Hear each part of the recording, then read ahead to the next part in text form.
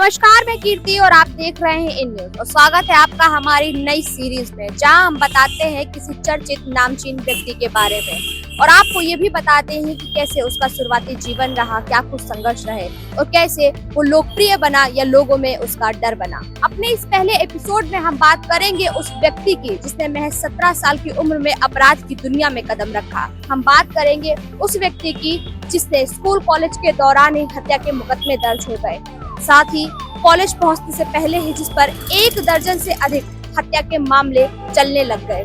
वहीं लखनऊ विश्वविद्यालय पहुंचने के बाद जिस इंसान के सहारे उसने राजनीति की सीढ़ी चढ़ी, कैसे उसी से मुठभेड़ करके अनबन कर ली। एक ऐसा प्रभावी शख्स जो जिंदा रहते ही मरा रहा, लेकिन जब लौटा तो सबके होश उड़ गए।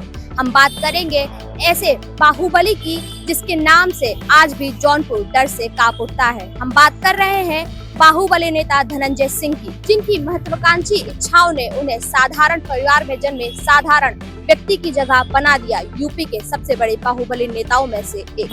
पूर्वांचल, जहां राजनीति वोट से नहीं वर्चस्व से चलती है, जहां कानून किताबों में और कानून का डर लोगों के दिलों में लिखा जाता है। आज की कहानी है उस शख्स की जिसने 3 दशक तक यूपी की राजनीति में अपराध और सत्ता को एक दूसरे में उलझाए रखा। नाम धनंजय सिंह, विधायक, सांसद, बाहुबली और अब सजायाफ्ता अपराधी। यह कहानी है गांव से गैंग तक, विधानसभा से संसद तक। धनंजय सिंह का जन्म जौनपुर के छोटे से गांव में हुआ। यहीं से उसने स्कूल की पढ़ाई शुरू की। यह दिखने लगा कि एक दिन धनंजय सिंह अपराध की दुनिया का बेताज बादशाह जरूर बनेगा। उसकी बड़ी वजह थी अपने ही स्कूल के टीचर की हत्या में उसका नाम सामने आना। इस मामले में धनंजय सिंह पर गंभीर आरोप लगे, जो सिद्ध भले ही न हुए हों, लेकिन काफी लंबे समय तक यह माना गया कि टीचर की हत्या में अगर कोई अपराधी है तो वो है धनंजय सिंह। स्कूल की पढ़ाई पूरी कर जब धनंजय सिंह लखनऊ कॉलेज की पढ़ाई के लिए पहुंचे तो लखनऊ विश्वविद्यालय में उसका सामना हुआ यहाँ के सबसे बड़े बाहुबली अभय सिंह से। अभय सिंह की मौत के बाद धनंजय सिंह ने उसके विरासत को संभाल लिया और उसे आगे बढ़ाते हुए उसका दबदबा और नाम कायम रखा।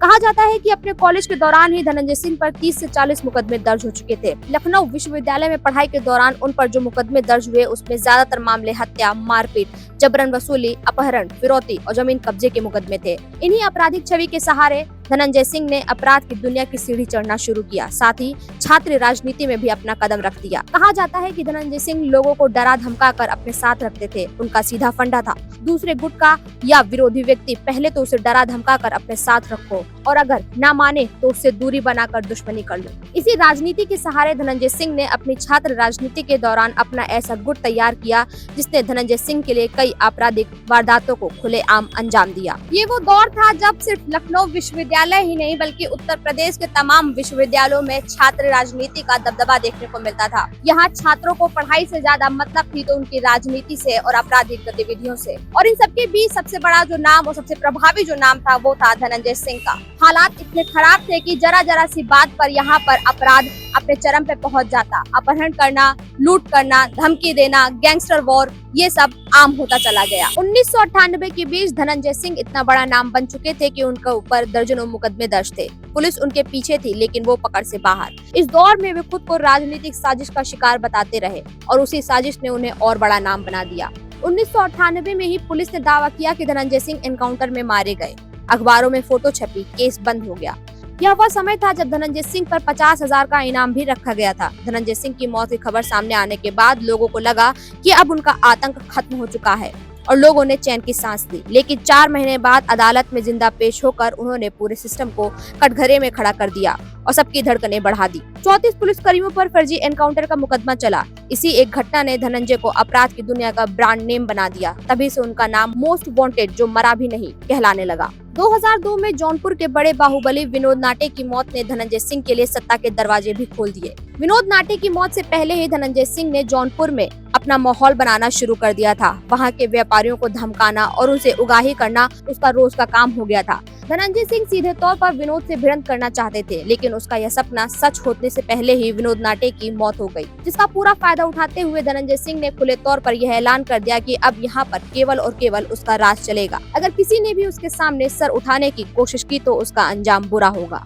उसके दहशत के चलते रारी विधानसभा क्षेत्र से निर्दलीय चुनाव लड़ा और विधायक बन गया। अपराध की दुनिया से सीधे सत्ता के गलियारों में उसकी एंट्री हो गई। गांव-गांव में संदेश गया, अब जौनपुर में नया बाहुबली आ गया है, जिसके पास बंदूक भी है और विधानसभा की कुर्सी भी। इसके बाद साल 2007 में जेडीयू से फिर विधायक बने। 2009 में बसपा का दामन थामा और जौनपुर से सांसद बन गए। संसद में विकास के सवाल पूछे, सड़क, बिजली, पानी जैसे मुद्दे उठाए, लेकिन हर विकास कार्य के साथ उनके खिलाफ मुकदमों की फाइल और मोटी होती चली गई। एक तरफ संसद की कुर्सी तो दूसरी तरफ कोर्ट की तारीख। सत्ता और अपराध का ये अजीब संगम पूरे देश की नजर में आने लगा। राजनीतिक जीवन की तरह ही धनंजय सिंह की निजी जिंदगी भी उतनी ही रहस्यमयी है। 2006 में पहली पत्नी मीनू सिंह के साथ शादी, 10 महीने बाद संदिग्ध हालत में मीनू की मौत और परिवार ने हत्या का आरोप लगाया धनंजय सिंह पर। लेकिन मामला क्या हुआ? कुछ नहीं, केस हो गया बंद। 2009 में दूसरी शादी जागृति सिंह से हुई। 2012 में नौकरानी की हत्या के मामले में दोनों जेल गए। सालों मुकदमे चले, फिर अलगाव हो गया। 2017 में तीसरी शादी श्रीकला रेड्डी से हुई, जो बाद में 2021 में जिला पंचायत अध्यक्ष बनी। सत्ता फिर घर लौटी, लेकिन सुकून नहीं। 2011 में बसपा से निष्कासन हुआ। 2012 में पत्नी विधानसभा चुनाव हार गई और 2014 में खुद लोकसभा चुनाव हार गए। 2017, 2020 और 2022 हर चुनाव में लगातार केवल और केवल हार। एक समय जो जौनपुर का अजय माना जाता था, वो धीरे धीरे चुनावी राजनीति में हाशिए पर जाता गया। लेकिन काली अर्थव्यवस्था, दबदबा और केसों का सिलसिला लगातार चलता रहा। 2020 में नमामि गंगे परियोजना से जुड़े मैनेजर अभिनव सिंह का अपहरण, बंदूक की नोक पर धमकी और 20 लाख की रंगदारी। मामला अदालत पहुंचा और 2024 में फैसला आया, जिसमें धनंजय सिंह को 7 साल की श्रमिक कारावास की सजा सुनाई गई। यह पहला मौका था जब धनंजय सिंह को लंबी सजा हुई थी। हाई कोर्ट से जमानत मिलने के बाद धनंजय जेल से बाहर आए, लेकिन इस सजा से उनकी राजनीतिक साख पर गहरा झटका लगा। 1991 से 2025 तक करीब 40 से 46 आपराधिक मुकदमे, मर्डर, रंगदारी, किडनैपिंग, गैंगस्टर एक्ट, जमीन डील, नशे के सिरप की तस्करी तक आरोप लगाए गए। कई मामलों में बरी हुए, कई में गवाह पलट गए, लेकिन करीब 10 मामले आज भी कोर्ट में चल रहे हैं। धनंजय हर बार कहते हैं ये सब राजनीतिक साजिश है, लेकिन सवाल यह भी है कि हर सरकार में साजिश कैसे? 2024 लोकसभा चुनाव से पहले गिरफ्तारी, पत्नी को टिकट मिला, फिर टिकट कट गया और हार।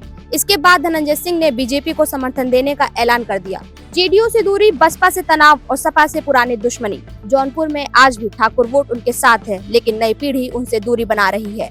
एक और जहां एक वर्ग उन्हें सड़क, बिजली, पानी दिलाने वाला नेता मांगता है, तो वहीं दूसरा ऐसा वर्ग भी है जो उन्हें डर, रंगदारी और अपराध का प्रतीक मानता है। यही वजह है कि उनकी विरासत 2 हिस्सों में बटी हुई है। एक तरफ तो राजनीति की एक अच्छी छवि देखने को मिलती है, एक ऐसा नेता जो सबके बारे में सोचता है, तो वहीं दूसरी तरफ अपराध का साया। कैमरा पर्सन रमेश वर्मा के साथ मैं कीर्ति, इन न्यूज, लखनऊ।